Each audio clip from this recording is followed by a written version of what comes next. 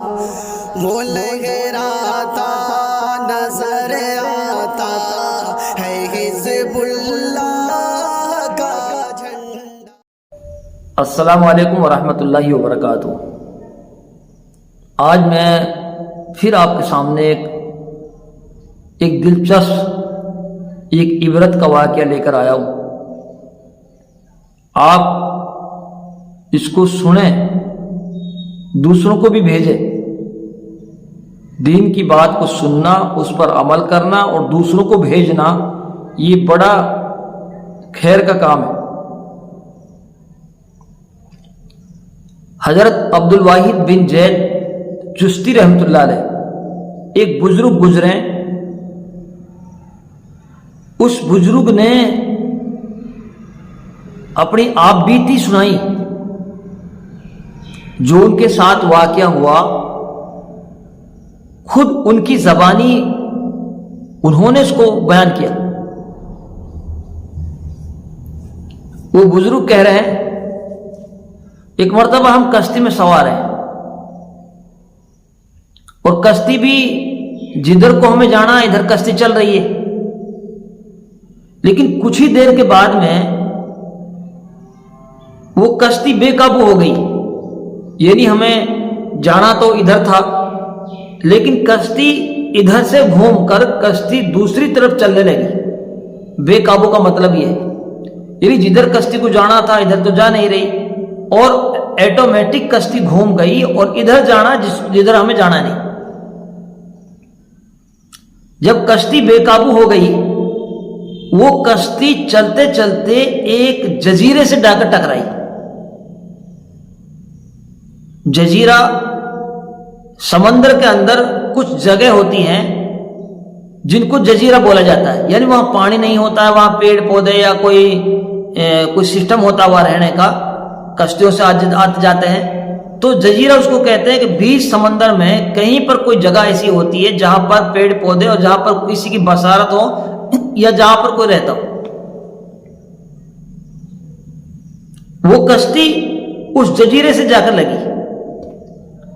جب ہم اس جزیرے میں جا کر ہم وہاں اترے تو ہم نے دیکھا کہ وہاں پر ایک کٹیا ہے، ایک چھوٹی سی ایک جھونپڑی ہے۔ ہم اس میں گئے تو دیکھا کہ وہاں پر ایک بندہ ہے، وہاں پر ایک آدمی ہے وہاں پر، اور ہم نے اس سے پوچھا کہ بھائی آپ کون ہو، یہاں کیا کرتے ہو، کیسے آپ کا رہنے سہنے، ساری باتیں وہاں پر ہوئی۔ لیکن ان سے پوچھا کہ آپ یہاں جو رہ رہے ہیں، آپ یہاں کس کی عبادت کرتے ہو، آپ یہاں کیا کرتے ہو؟ تو اس جزیرے کے اندر جو آدمی تھا اس نے اس بت کی طرف اشارہ کیا۔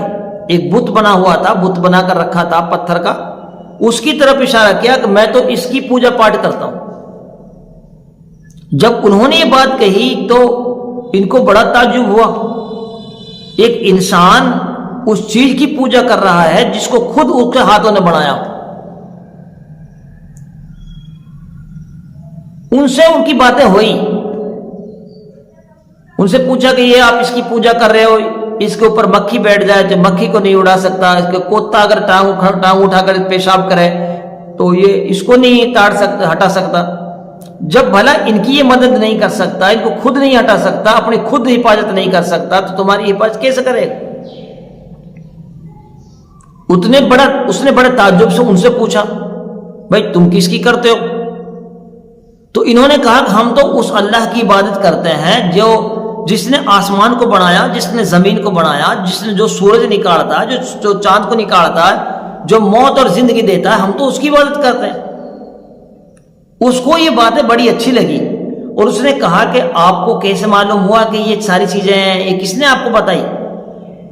انہوں نے کہا کہ اس مالک نے اپنے قاصد ایک رسول بھیجا، اس رسول نے زمین پر آ کر لوگوں کو اچھائی اور برائیوں کے بارے میں بتایا، اور انہی نے ہمیں یہ باتیں بتائی کہ ایک اللہ کی عبادت کرو جو اللہ آسمان اور زمین کو پیدا کرنے والا، جو برسات دینے والا، جو ہوا چلانے والا ہے، جو موت اور زندگی دینے والا، اس کی عبادت کرو۔ اس نے کہا کہ یہ تمہیں کس نے بتائی؟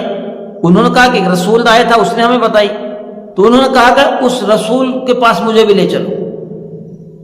انہوں نے کہا کہ وہ تو جب اس نے اپنا پیغام پہنچا دیا تو اس کو تو اس نے بلا لیا، اس کے مالک نے بلا لیا اپنے پاس انعام دینے کے لیے. تو اس نے کہا کوئی چیز تو تمہارے پاس چھوڑی ہوگی. اس نے کہا کہ ہاں ہمارے پاس قرآن ہے. اس نے کہا کہ میں تو قرآن پڑھا نہیں ہوں، تم مجھے قرآن پڑھ کے سناؤ. تو انہوں نے قرآن کی کچھ آیتیں پڑھی. وہ رونے لگا، وہ بابا جی رونے لگا اور یوں کہا کہ ہاں اس قرآن والے کا حق یہی ہے کہ اس کی نافرمانی نہ کہی جائے، اس کی اطاعت کی جائے. اور وہ مسلمان ہو گیا، اس نے اپنا دھرم بدل لیا. اس کے بعد میں وہ ان کے ساتھ اس نے کہا کہ مجھے اپنے ساتھ لے چلو، تم مجھے نماز سکھانا، مجھے یہ سکھانا. اس طریقے سے چلتے رہے. جب کچھ دور جانے کے بعد ان کے راستے بدلنے کو آئے تو انہوں نے کہا کہ آپس میں مشورہ کیا ساتھیوں سے کہ یہ آدمی غیر مسلم ہے، یہ نو مسلم ہے، اس کے لیے کچھ کپڑا کچھ پیسہ وغیرہ کا انتظام کر دیں. تو انہوں نے کہا کہ تم نے کیا کہا؟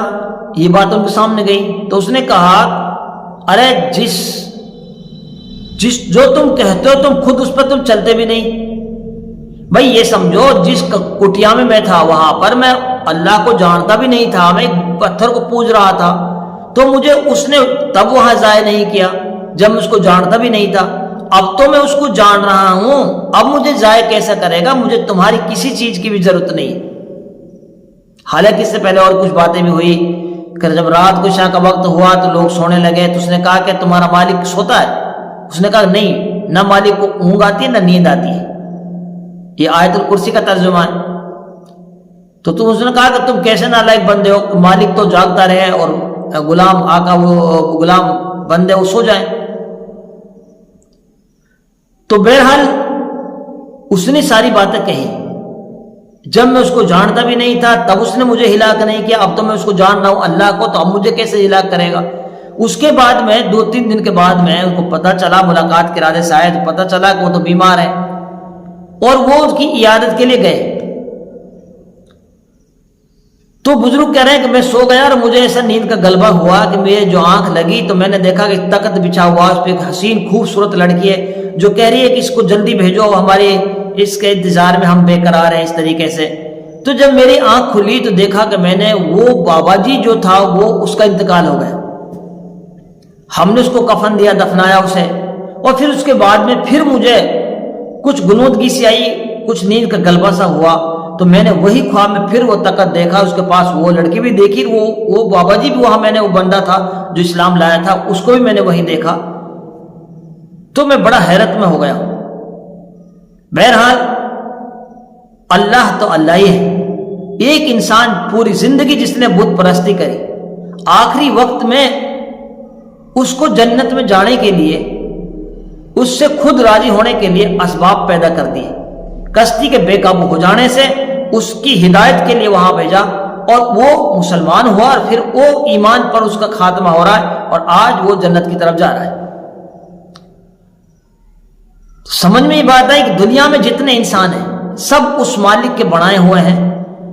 ہم نہیں جانتے کچھ بھی، وہ مالک سب کچھ جانتا ہے، سب کے بارے میں جانتا ہے. وہ جب چاہے جب کچھ کر سکتا ہے، اس کو کوئی روکنے والا نہیں. اس کی بادشاہت پوری دنیا پر، زمین کے نیچے، زمین کے اوپر، آسمان کے اوپر اس کی بادشاہت. پوری دنیا مل کر نافرمانی کرنے لگے اس کی بادشاہت میں کوئی فرق آنے والا نہیں. پوری دنیا مل کر نماز، پوری دنیا مل کر اچھائی پہ جم جائے، اس کی بادشاہت میں کوئی فرق نہیں. اللہ تو اللہ ہی ہے، جو چاہتا ہے وہ کرتا ہے، اسے کوئی روکنے والا نہیں. جو نہیں چاہتا کوئی نہیں اس سے کچھ کار کرانے. اس لیے ہم سب اپنی زندگیوں کی فکر کریں، ہم اپنی آخرت کو سامنے رکھ کر اپنی زندگی گزاریں. اللہ ہم سب کو عمل کرنے کی توفیق نصیب فرمائے.